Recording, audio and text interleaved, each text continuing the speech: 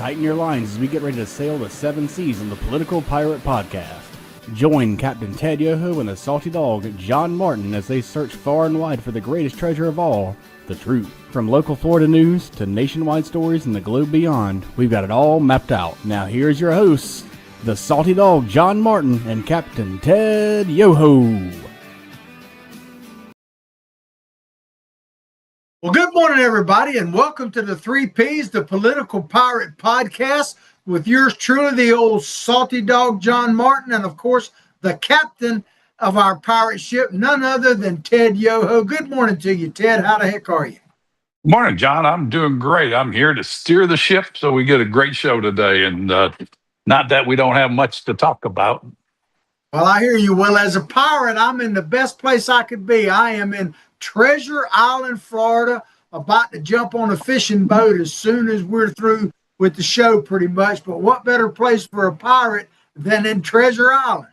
That's right. Great place down there. Nice place down there. My son bought his first truck down there, in fact.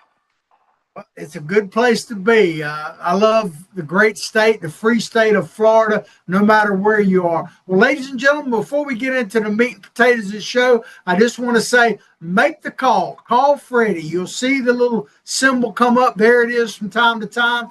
Join our pirate ship. Make that call. Call Freddie and help us keep this message going forward. Well, Ted, President Trump is literally and figuratively rebuilding America. I mean, the latest thing is that the reflection pool, the reflection pond, as I affectionately call it, has now officially opened again.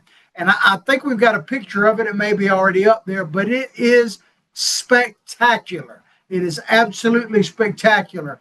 And, you know, what's kind of interesting about it, and then we'll play a little video here in a minute, but you know, it costs a total, I think, of $14 million to rebuild it. The original budget, Ted, was $8 million, right? And people are, you know how they are with Trump derangement syndrome.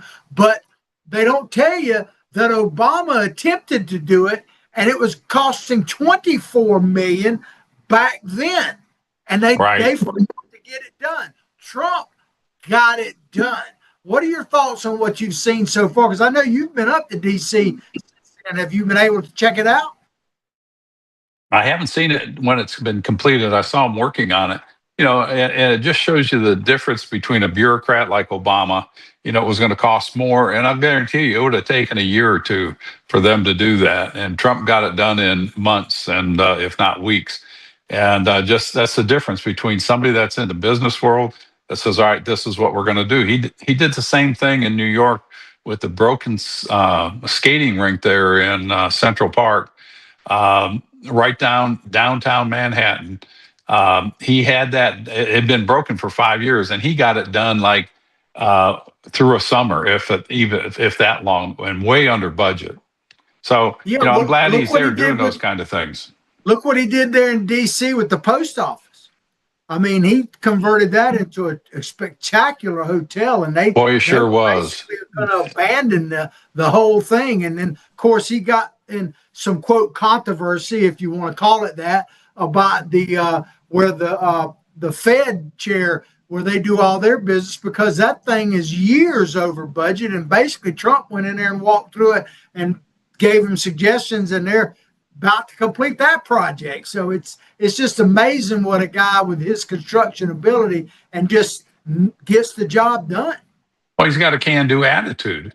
You know, when you've been in construction, you know what needs to be done, and you just say, just do it.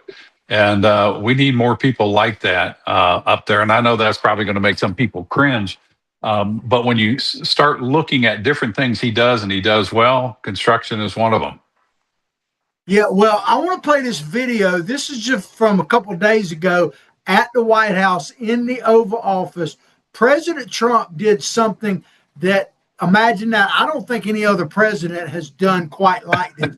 He literally invited the work crew, the people that actually did the work on the reflection pool, into the Oval Office, greeted them, talked with them, assigned hats for them, and gave them their day like they had won a championship sports team or something like that. Let's play this video and we'll come back and talk about it. Have you signed the OU have where you say Boomer Sooner? I'll do it. There's only one. How is your football team? It's gonna be great. Do they have a good quarterback? Well, you need a quarterback in that business. Really appreciate it. So the two teams are good. Now, Mr. President, if I have you sign the OU have where you say Boomer. I mean, Ted, he connects with everyday Americans like probably no president in modern history has, for sure. You know, he really does. And that's one of the things that people love him for, because he's right down there with the people when he can be. And I still remember the first time I met him in Tampa.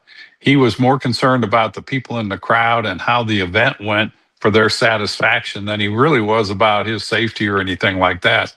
And I've seen that over and over again. And the few times I've had to meet him in the White House, he was the same way. Well, you He's know, genuine in that. I worked in Manhattan in the mid 80s when Trump really started in a big way coming on the scene, you know, Trump Tower and all that kind of stuff. And I worked with a lot of construction workers. I never worked on a project that he was doing, but around them a lot. And I can tell you without question, every one of those construction guys, and pretty much all of them were union guys, they loved Donald Trump. They wanted to work for him. They liked him. They talked about how he did exactly what he did in the Oval Office. When he came on a job, he would literally go around, stop, shake people's hands, thank them for working on the project, all of that kind of stuff. People wonder, you know, he's a billionaire and all that, but average, everyday American people have always loved Donald Trump, from what I can see.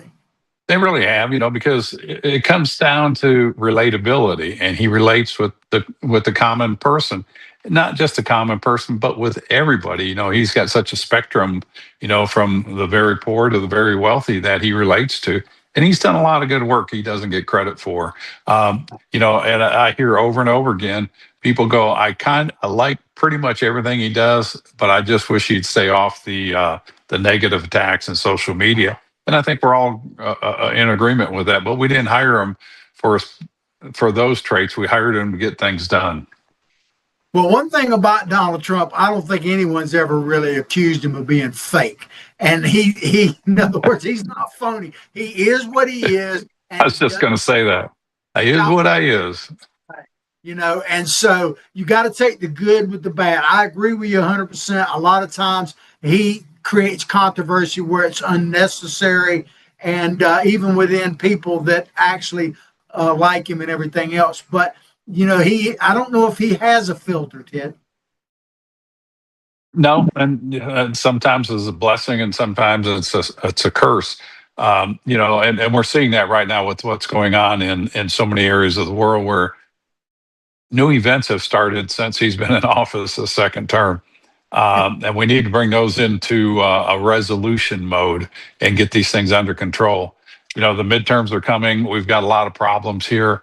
It's interesting because some of the people I deal with up in DC, I had a call with yesterday, and they said a lot of the groups up there, you know, the security groups they're working out war games, actual war games on threats to the infrastructure in this country.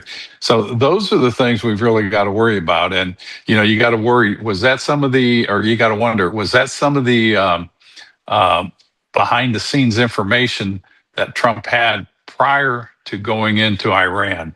You know, there's so many things we don't know, and it'll come out in history.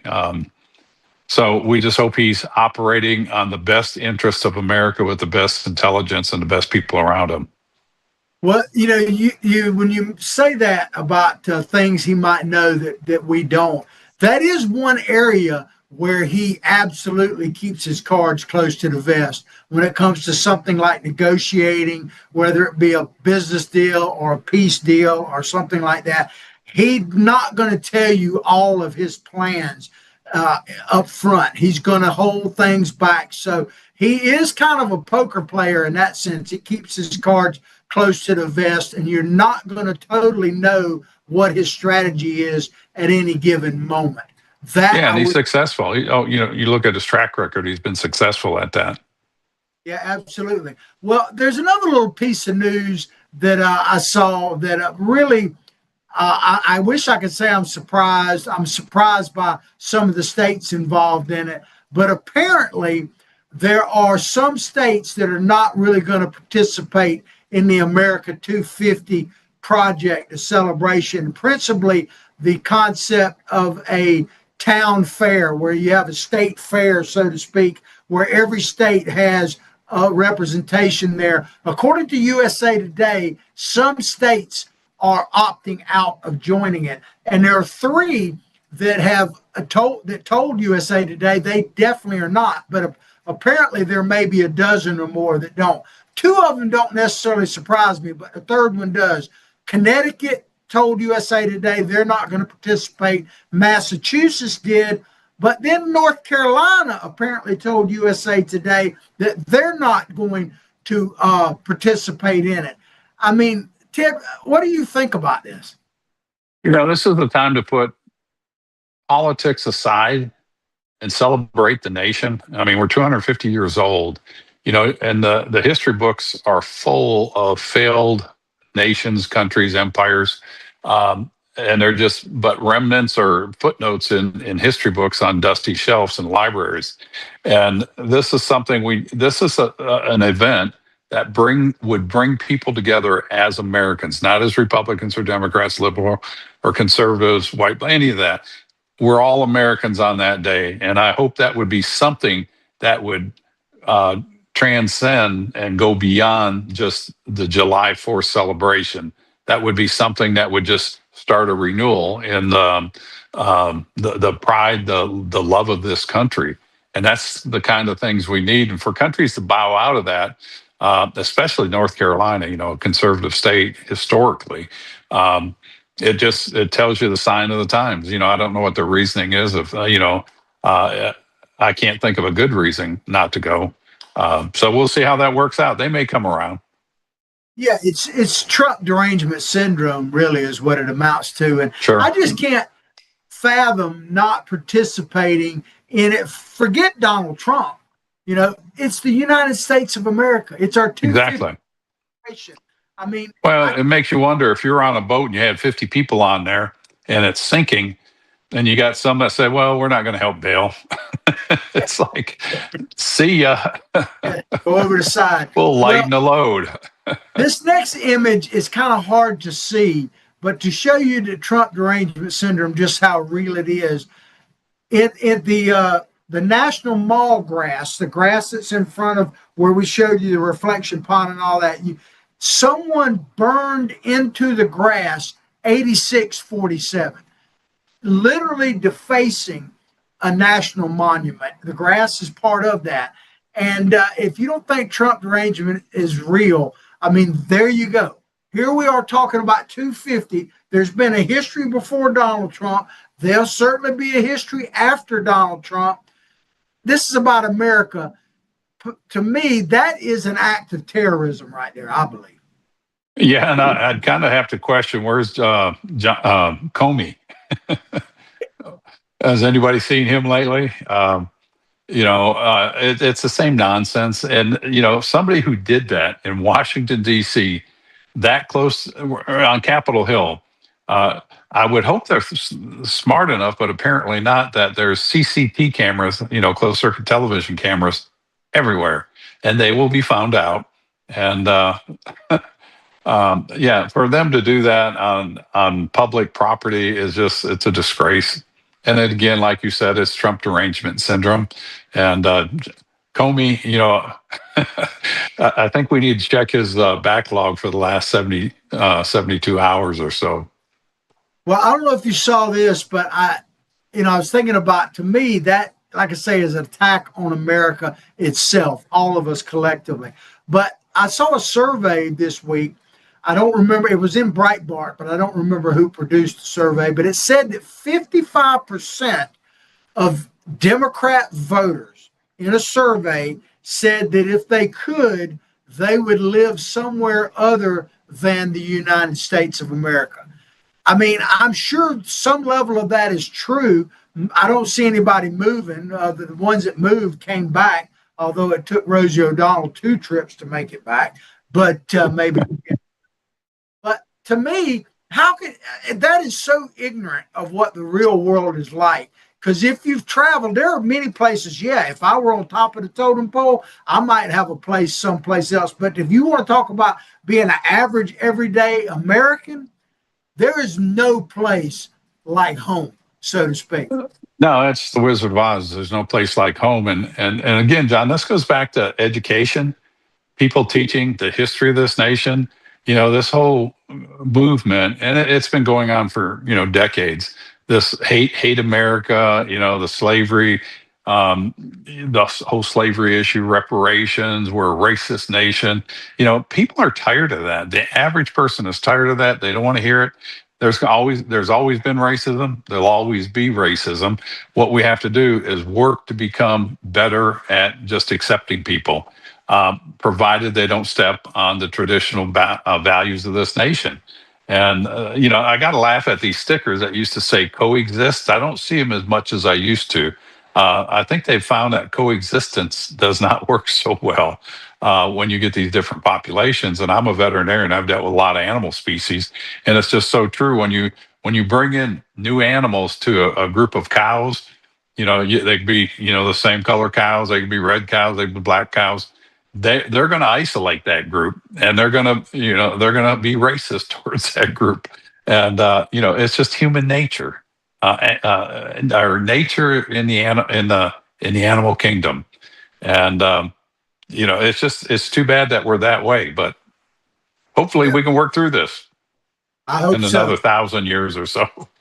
Well, we're going to take a quick commercial break, and when we get back, we're going to talk about a mayor who is building homes for America, and you'll see that it is not quite what it appears to be. But check this out from the head ball coach, the old ball coach, about Spurrier's Gridiron Grill, one of our sponsors, and we'll be right back. There, this is Coach Steve Spurrier, and I want to let you know that by popular demand, Spurrier's Gridiron Grill's delicious brunch is now served in a premium buffet.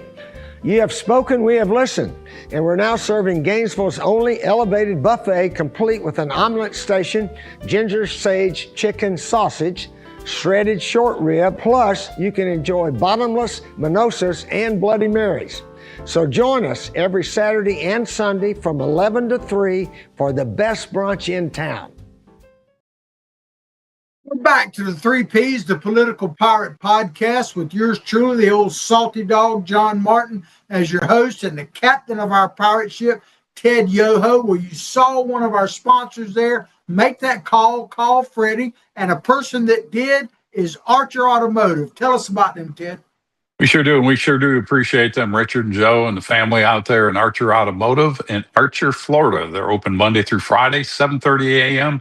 to 5:30 p.m. Their phone number is 352-495-2485. And if you want quality work done in a timely manner with a reasonable price and honesty, call Archer Automotive. I can't say enough about them.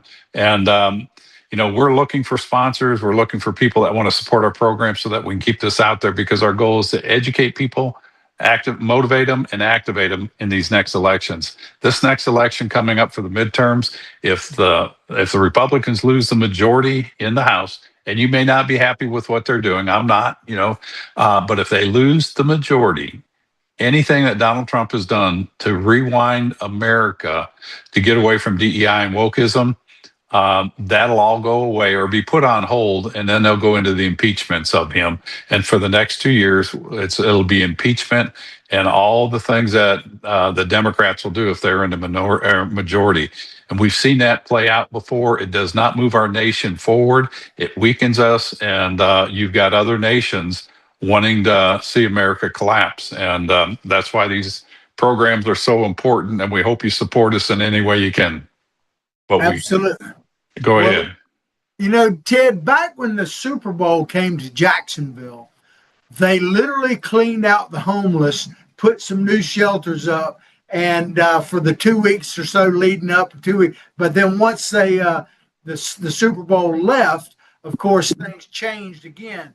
Well, Seattle Mayor Katie Wilson I get, and they say that part of it is in reaction to the World Cup. There's some World Cup events happening in Seattle, which it actually starts today. Good luck to America. We're glad to host it. But Seattle Mayor Katie Wilson has built what I'm calling porty potty homes for the homeless. I want to play this video, and I'll turn it back to you, Ted, to talk about it when we get back. Check this out. Place to sleep. These 50 single adult shelter units in Inner Bay are the first new beds under Mayor Katie Wilson as she chases a goal of adding 1,000 in her first year in office. Is it failure not to have created 500 units by now? What I want to say is, as long as there are thousands of people sleeping unsheltered on our streets, yes, we are failing. Wilson says this is a first step towards tackling chronic homelessness in Seattle. The transitional units come with 24/7 services, including behavioral health support for addiction and recovery, also bathrooms, showers, laundry, and daily food drop-offs on site. Supporters like City Councilman Dan Strauss believe the units will help those who fail in other forms of shelter. We have been successful getting the people without complex needs off the streets and into the system that can ultimately provide them shelter and housing. What we don't have enough of are shelters just like this.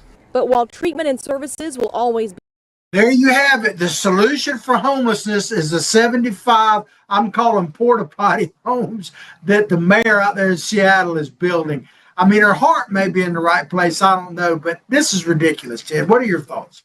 Well, I applaud her efforts. And, it's one of those things, when I was in Congress, we went around, we dealt with this. And a lot of the mantra, and of course, we're dealing with NGOs, these people aren't homeless, they're houseless.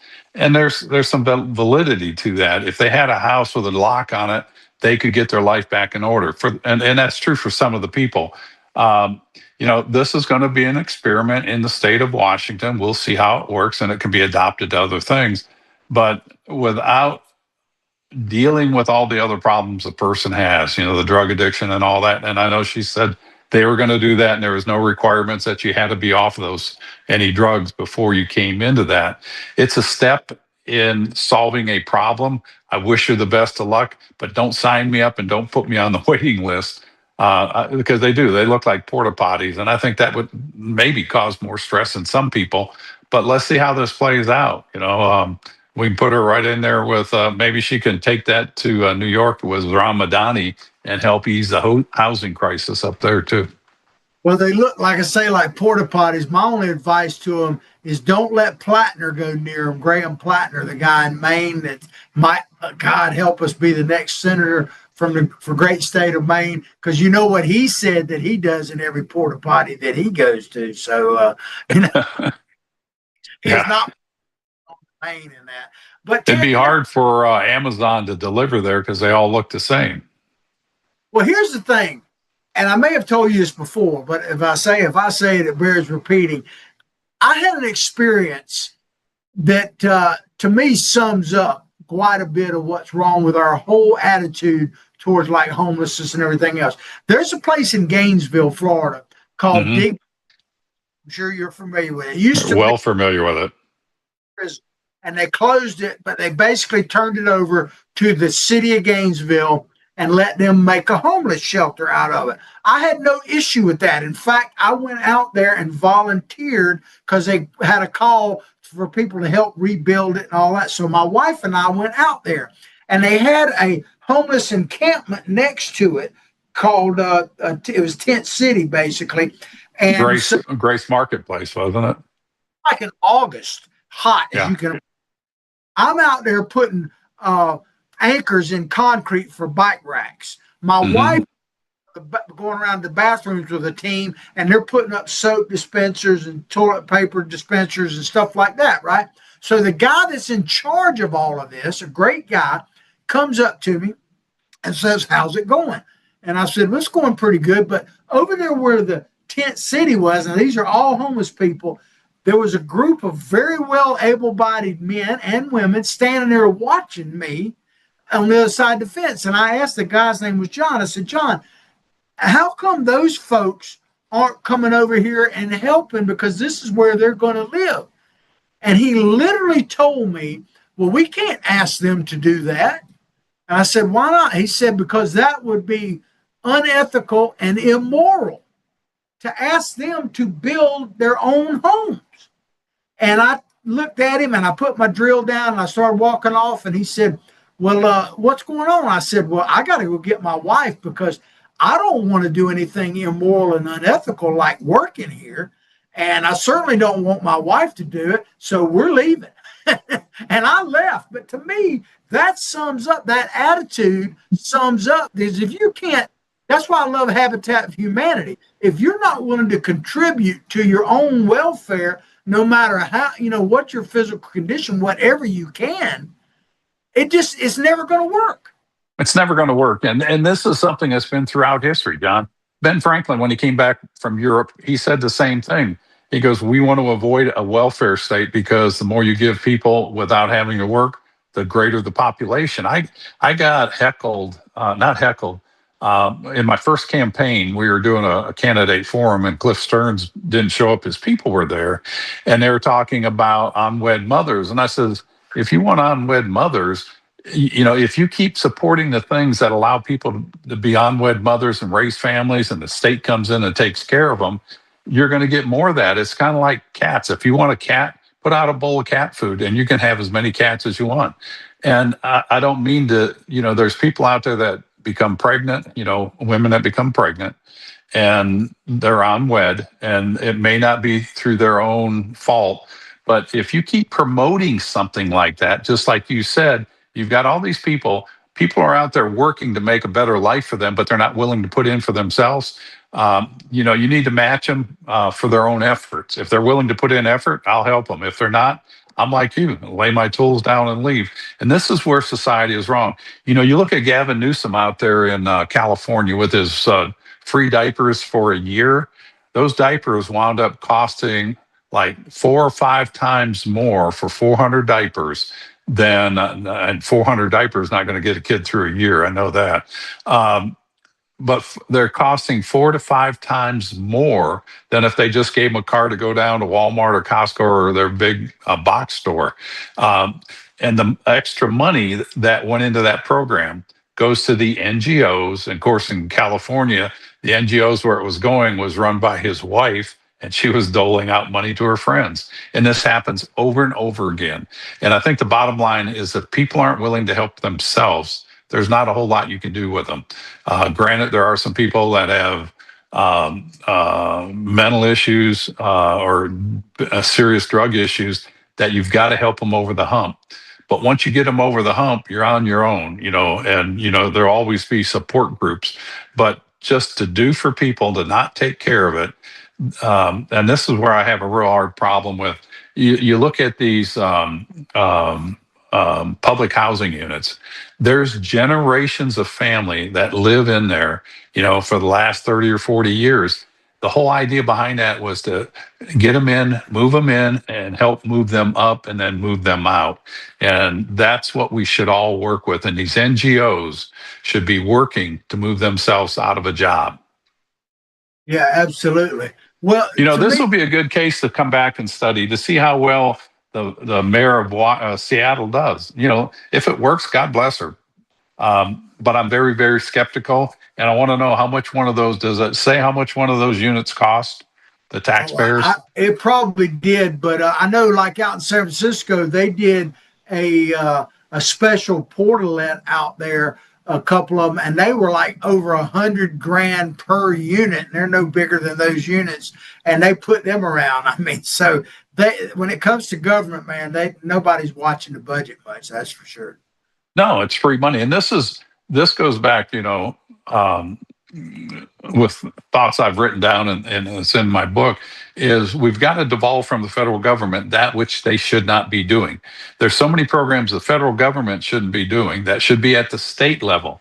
The federal government can put the pressure on the state to say, take care of your homeless population, and if not, you're not going to get, support from the federal government, and put the pressure on the governor of that state. And if he doesn't perform, the citizens of that state should be the ones that hold him accountable and throw him out, or do a recall like they did on that guy in California. I forget his name. It was a short-lived guy that was their governor for a period of time. Was it Pat Brown? A friend of mine, Ed Brady, and I know Yeah. you know Ed. He is maybe the last Republican mayor that Gainesville, Florida, will ever see. But he said something one time that really stuck with me. He said that if you're trying to figure out what government should or shouldn't do, he said it's simple. If it's in the yellow pages, government shouldn't be doing it. And of course, people, what's the yellow pages? But basically saying that the private sector can do it, the government probably shouldn't be doing it. And that's a pretty simple way of saying it, but it's a lot of truth to that. No, there really is. Yeah, Ed's a good guy. And he's written a book, and it's about Cedar Key and a kind of a mystery, or maybe a murder mystery out there. And I hear it's done real well. I just found out about it yesterday. I will Maybe get we'll it have and to get support him on the show. the former mayor of Gainesville. Maybe we'll have to get him on the show. But quickly on this homeless thing, and we'll move on. But I'd love your comments on it, obviously. But I've had a lot of experience with this because I was on the original committee, the 10-year committee to end homelessness in Alachua County. And that was about 20 years ago, so I don't think it worked too well. But I worked for 15 years in a drug treatment center, and I've worked with homeless people, vets, all this kind of stuff. There's essentially several groups of homeless. One of them you kind of mentioned. Right. There's a group of people that are just, for whatever circumstances, are down on their luck. They lost their job, they didn't manage their whatever. And if you can get them into some type of shelter, you can turn their life around fairly quickly. And something like this might actually work. Then you got a group of people that I call them are urban commandos, and they literally choose to live out there. I'm not even talking about drug. They literally like living that way. And they are what they are. Then you've got the other two that are kind of combined together, although they are a little bit separate. You've got severely mentally ill people and drug addicted people. The mentally ill people, they have to have some level of supervision. They just not maybe a group home, maybe a apartment complex where they're checked on every day and all that kind of stuff, depending on their level of mental illness, and they can function.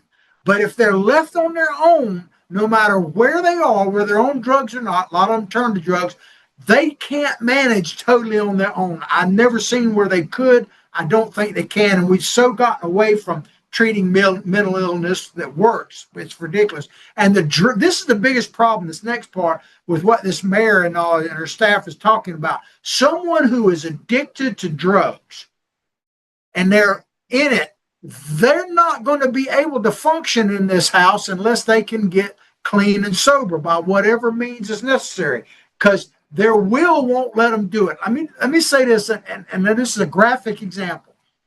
People wonder what it's like to be on drugs and alcohol and can't make a choice. And they say, it's willpower. It takes some will. But here's the thing. Do this test. Go take a whole box of X-Lax or the most laxatives you can put in you, and then will yourself not to have a movement. That's a smelly story. That's what it's like, Ted. If you're on crack cocaine and all of that kind of stuff, heroin, that type of stuff, you might, every fiber of your being might want to get off of it. But until you do, you just can't seem to help yourself. And I think we've all been associated with that. I had a brother that was an alcoholic, and he died young in his 40s. And, the work that my parents did that put him in different treatments and all that. And I know a lot of people have gone through this with family members. It is a disease, and I don't know how to deal with that. You do what you can to support them, but at some point they've got to support themselves. And this is where the government really does have a role to take care of people like that. And you're getting a breakdown of society because people are so tired of this, especially in cities like Washington or Oregon or LA, where people are just on the streets. I think the worst thing we could do is empower that. Washington, D.C., they were providing tents for homeless people. They were providing porta potties.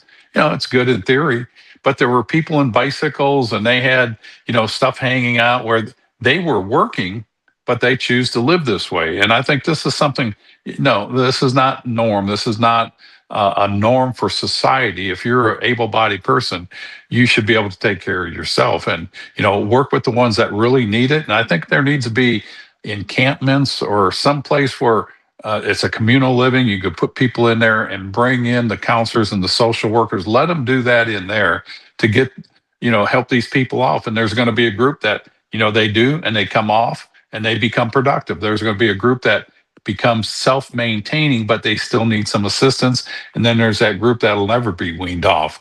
And we just need to build facilities like that. Heck, we've been around for 250 years. You think we would have figured this out, but politics gets in there. And it's like you said, well, you can't expect these people to work and build their own place, do you? That would be cruel and unusual. No, I do expect them to do that. And, I just think we need to deal with this thing differently. And I think if this lady can make that happen in Washington or Seattle and it works, I'll applaud her. But I just don't see it working. Yeah, I guess time will tell. And I hope it does work. Believe me, I do too. Hope it does work. I hope it does. I know you do. So there's, we're going to switch gears just a little bit. I don't know if you've been following this or not, but over in Northern Ireland. Yep, I follow that closely. Massive riots. And I have to say, some of the things that have been done, I absolutely do not agree with, attacking people and all that. But I understand the frustration that they're feeling, because we think about immigration here, but Europe is being literally, and the president addressed this the other day, is being overrun with it. And in Northern Ireland, they're just tired of it. And they went out into the streets, vigilante style, and they're attacking immigrants, whole families and stuff. I'm not condoning it. I'm just saying I understand the frustration. We're going to play this quick video of a little bit of it, and we'll come back and talk about it. Check it out. To a second night of unrest in Northern Ireland. Police in Belfast using water cannons on protesters. Their cars set on fire. This all comes after a stabbing attack earlier this week. James Longman is tracking the latest. Good morning, James. Yeah, hi, Lindsay. There's been a second night of violent protests in Belfast in Northern Ireland. Crowds of young men clashed with police, throwing rocks and bottles. This is after an immigrant from Sudan was charged with a brutal knife attack on a man in the city. Police say protesters have been trying to reach a hotel they believe was housing immigrants. And disturbingly, earlier this week, some went door to door in a local street looking for foreigners and torching homes. Police responded last night with water cannon, although thankfully things were not as violent as the night before. And Elon Musk. Yeah, the thing about people need to understand, these that are rioting right there, and I'm painting with a broad brush, they're not like looters. They're not running in and looting stores. They're burning some stores and stuff like that, but they're really focusing on immigrants that have come there, a lot of them Somali and stuff like that. But it's a reaction because this gentleman stabbed some people, and I'm sure that was just a catalyst or a spark, that lit the fire. But apparently they're very frustrated with the devastation of their community by illegal immigrants, or maybe legal in this case. Sure. Talk about what your feelings, because you say you've been following it pretty closely. No, I have been, and you see this, and, Gert Wilders from the Netherlands, he came over and was speaking because they had this massive influx by the government of bringing Middle Eastern migrants into the Netherlands. The Netherlands is a lily white country that's been there for hundreds and thousands of years, for over 1,000 years. And now you bring a race of people in there that doesn't know the custom, can't speak the language, and the government forms a protective shell around them. If you talk out about them, you're a racist, it's hate speech. And he wound up getting put in jail because he had such strong rhetoric that we've got to stop this. You're seeing that in Ireland. You're seeing that in England. England is changing, and they're pushing back against this. And this is a result of government, and it's the people with the one world government attitude that we want to make everybody the same and coexist. It's not going to work in this generation, maybe 100 or 500 years from now. And so the people are, like you brought up the word, and I was going to use that, vigilante style going in there. And I think you're going to see more of this. The problem with, especially, it was the Palestinians and some of the other Middle Eastern race, that they were having grooming gangs where they're going into the country, taking these country gals, young ones, 12 to 14 years old, and making prostitutes out of them and abusing these girls in a European country. You know, the Scots, the Irish, the Wales, people from Wales, they're young girls that were in the country, they're poor, they're being groomed by these guys and being basically prostitutes and being groomed that way. And so there is a lot of pushback on that. And this is something that will not go on in a civil society. And the government needs to get on the side of the people that support them and pay the taxes and get these people out of their country.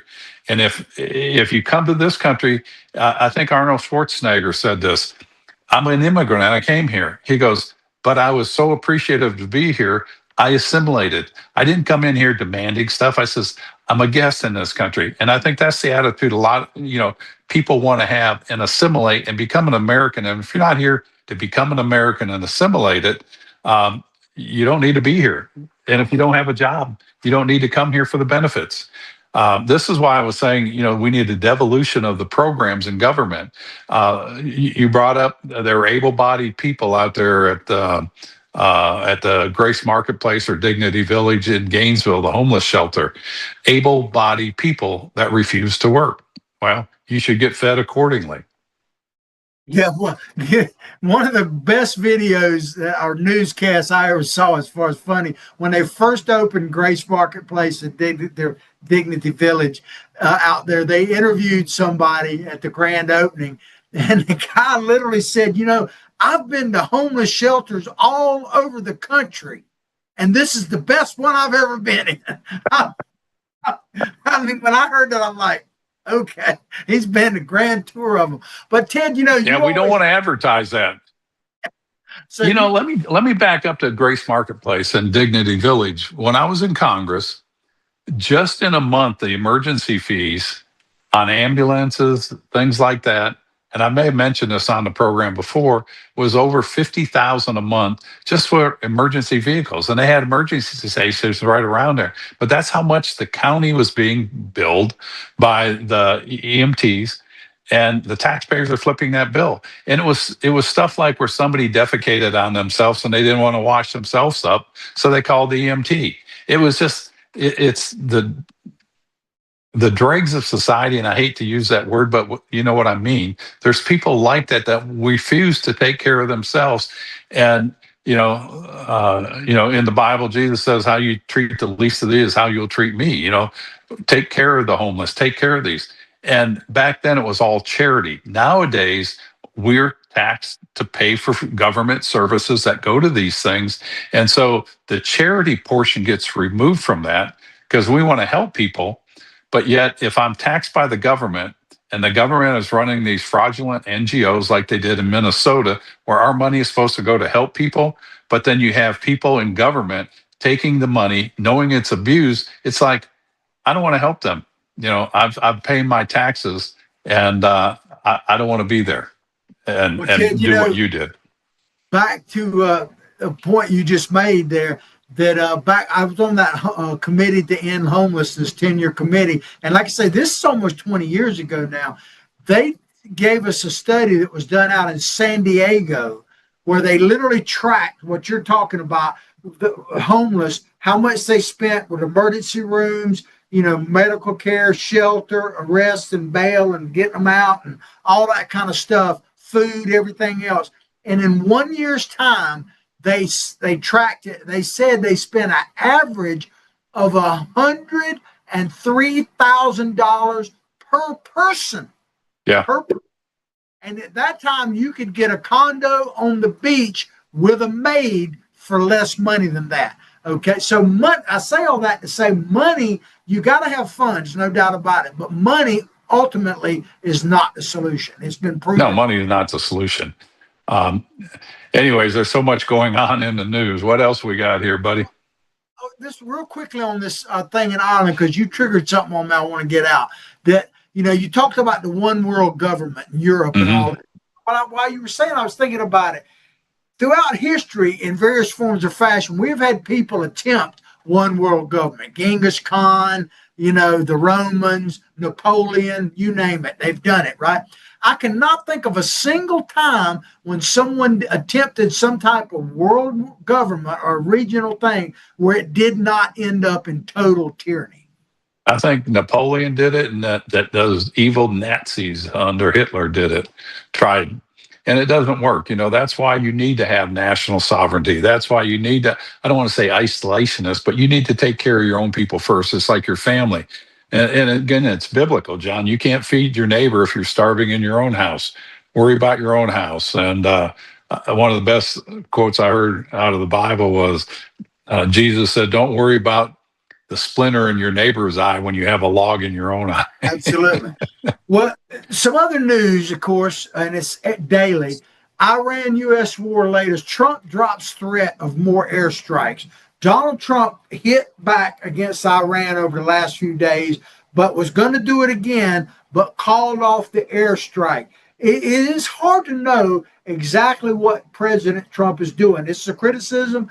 I agree with some aspects of that criticism, but do you think he's kind of doing this on purpose as far as pulling back and all of that? Is this part of the art of the deal? What do you think is going on from the president's perspective?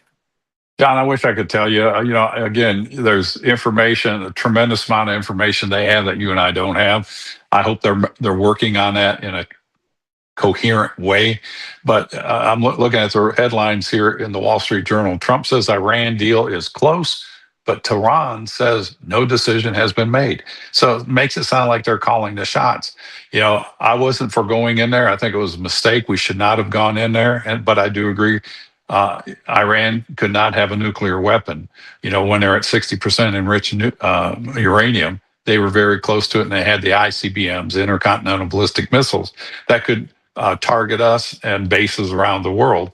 And so it was a threat. So he went in there. Like I said, I didn't agree with that. But now that we're there, there is no negotiation.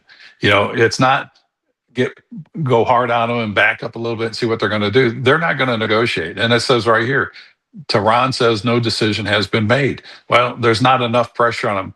We need to put the pressure on them and until they're on their knees begging for us to stop, and that they'll get in line with the rest of the world. Be a responsible nation. Take care of your citizens. Quit doing these, being the number one state sponsor of terrorists around the world.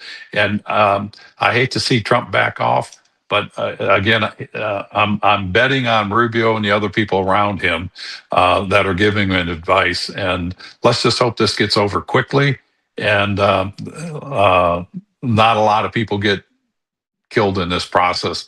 But yet there's a resolution, and we get back to normal.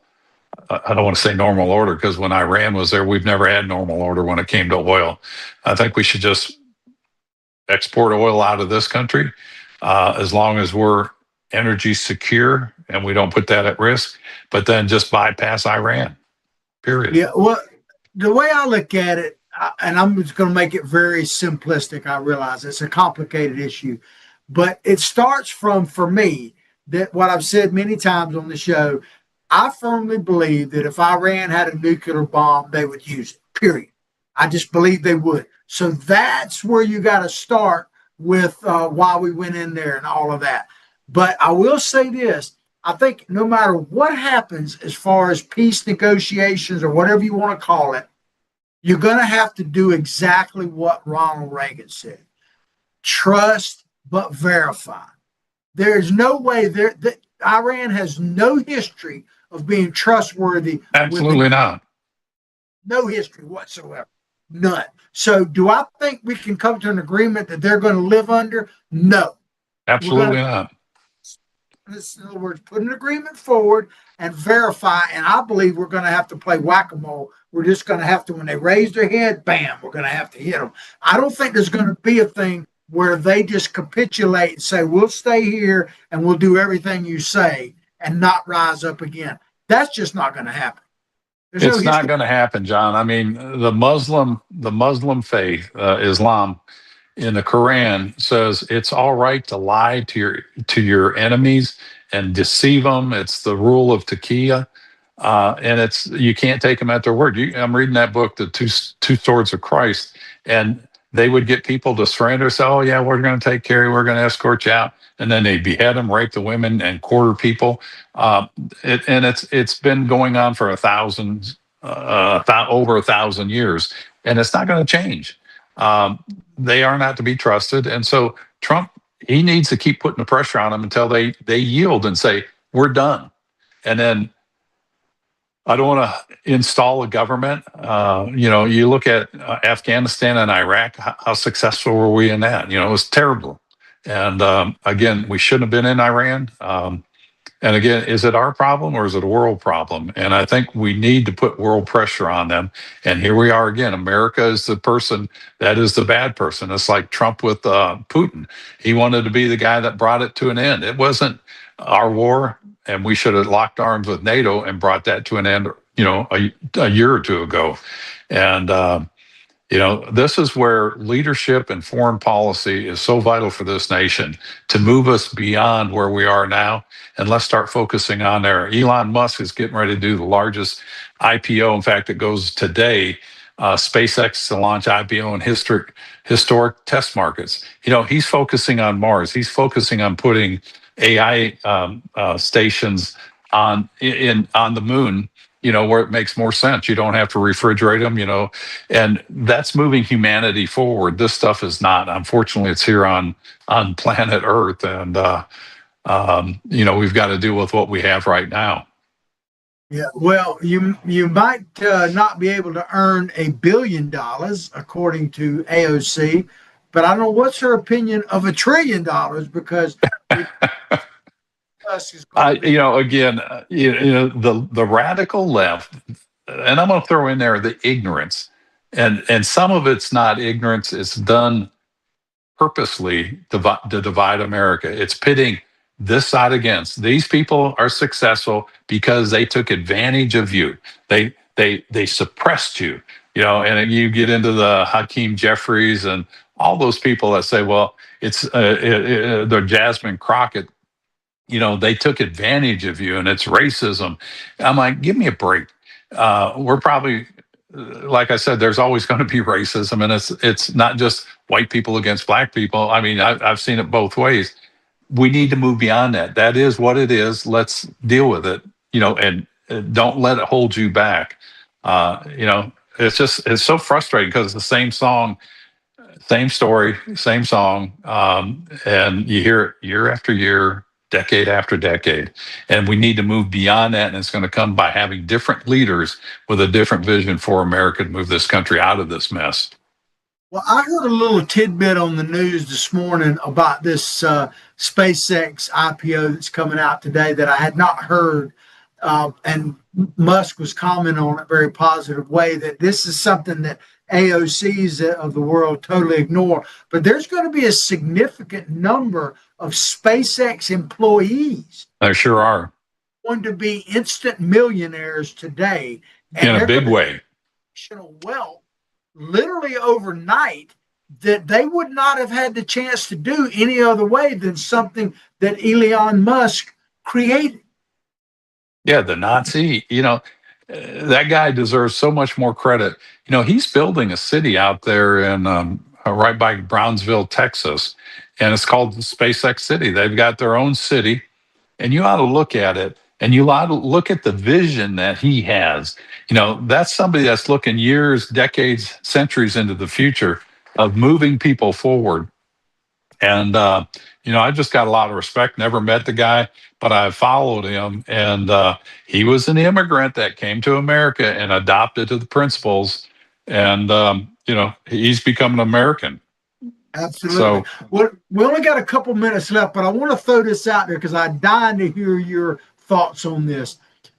Zelensky, the president of the Ukraine, put out a statement yesterday or day before that they did analyze results, and they figured that to kill a Russian soldier, $918 to kill each one of them. And he's talking about the drone warfare and all that kind of stuff. I'm sure that the Pentagon does this kind of stuff, but this is the first time I have ever heard a world leader literally boil it down to that. I'm not necessarily criticizing him for it.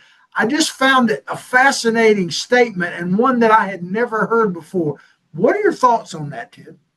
I think it just shows you the time of that we're living in. Or monetizing how much it costs to kill a person in war. And so, what's the goal? Is let's run programs where we can do it for half that. Then you're going to have companies say, I can do it for a third of that. And then you're focusing on, oh, good, we can kill people for 20 cents. Is this the way we want society to go? Of course, he was forced into a situation. He did not start that war. We know Vladimir Putin did that. But I'm like you, that's the first time I've heard that put in those terms. And I have to contrast this with what we're doing in Iran. When we're using drones to take out things, it's costing hundreds of millions of dollars. A drone is like 20 or $30 million. And we go out and blow up something that might have cost $1 million. Zelensky in Ukraine with their technology, they're blowing up hundreds of millions of dollars for thousands of dollars. And so, we're playing in the old school. We need to change what we're doing, but the ideal thing is let's not be in conflicts. Let's work on growing economies and educating people and moving away from what we're doing. Well, it is a fascinating detail, though. It does show where we're at in the world, so to speak. It really does. I don't know if I want to say, yeah, we can kill those people for $965. Well, yeah, I can do better than that. I can do two for that. Yeah, I mean, it just shows you where society is. And, you're seeing it in Northern Ireland. The vigilantes, they're fed up with this stuff.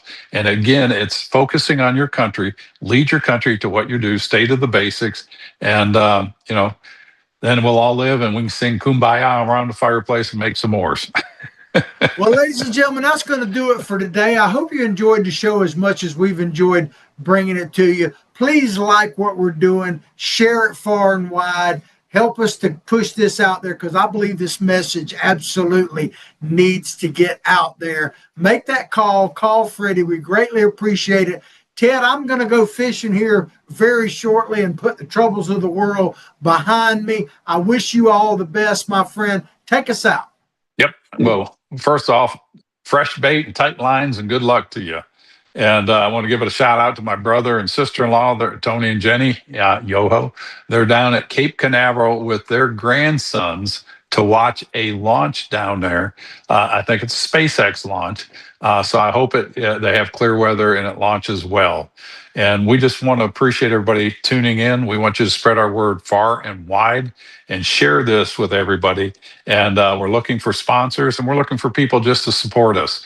You can support us by putting us on your email chain and ask people to watch. And feel free to send in money. We need money to stay on the air. And we want to especially thank Archer Automotive, Richard Fiegel and his family, and Joe, who's taking over the business. They're at 15901 Southwest Archer Road, Archer, Florida. And they're open from 5:30 a.m. Monday through Friday till 5:30 p.m. And they work on diesels, foreign and domestic cars, tires, transmission, the whole enchilada, and good quality work, honest, reliable, and reasonably priced. Take care. You guys have a great weekend. We'll see you Monday. Peace out, everybody. Good luck.